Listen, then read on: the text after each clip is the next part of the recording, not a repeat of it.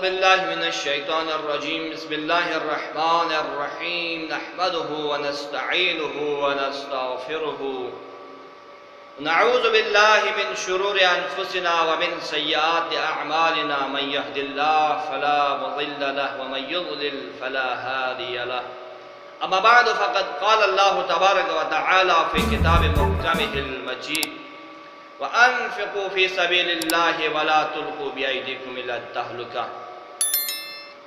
ناظرین کرام، جیسا کہ آپ لوگوں کے علم میں ہے کہ ہم نے اسی آیت کے بارے میں جو شبہہ تھا اس کا ایک جواب آپ لوگوں کی خدمت میں عرض کر دیا۔ آج اسی شبہے کا ایک مختصر جواب اور بھی عرض کرنا چاہتا ہوں۔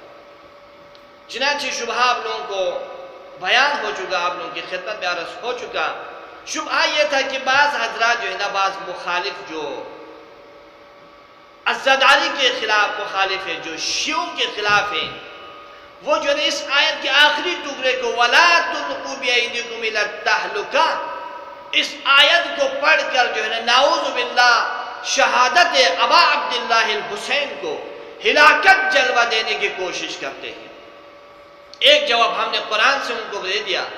آج ہم جو ہے ایک مختصر جواب یہ دیں گے کہ اگر کوئی یہ سمجھتا ہے کہ راہ خدا میں جان دینا، راہ خدا میں مارا جانا اگر اپنے آپ کو ہلاکت میں ڈالنے کے مترادف ہے، تو تمہارا کیا خیال ہے پیغمبر گرامی اسلام کے غزوات کے بارے میں؟ تو پیغمبر گرامی اسلام کے غزوات بھی اکثر غزوات اسی شمار میں آ جائیں گے۔ کیوں؟ کیونکہ اسلام کے ابتدائی جنگوں کا اگر آپ مطالعہ کریں تو آپ کو پتہ چلے گا اسلام کی ابتدائی جنگوں میں مسلمان بہت کمزور تھے، مسلمانوں کی تعداد بہت کم تھی، ہم افراد کے لحاظ سے بہت کم، ہم اسلحے کے لحاظ سے بہت کم، ہم طاقت کے لحاظ سے بہت کمزور، ہر لحاظ سے دشمن سے کمزور تھے۔ تو آپ کو اس اعتبار سے اس کو بھی ہلاکت میں ڈالنا کہنا چاہیے، حالانکہ کوئی بھی مسلمان آج تک کسی نے نہیں کہا کہ اس کو بھی یہ بھی اپنے آپ کو ہلاکت میں ڈالنا ہے۔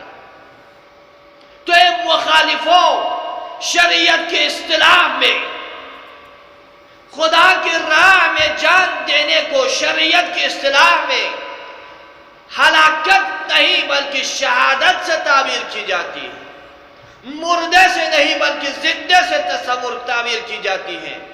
چنانچہ قرآن میں بھی سورہ آل عمران آیت نمبر 69 میں پروردگار عالم فرماتے ہیں وَلَا تَحْسَبَنَّ الَّذِينَ قُتِلُوا فِي سَبِيلِ اللَّهِ أَمْوَاتًا بَلْ أَحْيَاءٌ عِندَ رَبِّهِمْ يُرْزَقُونَ، فرماتے ہیں کہ جو راہ خدا میں قتل ہو جائے اس کو تم لوگ جو ہے نا مردہ تصور مت کرو، بلکہ یہ خدا کے ہاں بل احیاء عند ربہم، یہ پروردگار کے عالم پروردگار کے ہاں جو ہے نا یہ زندہ ہے اور رزق کھا رہے ہیں۔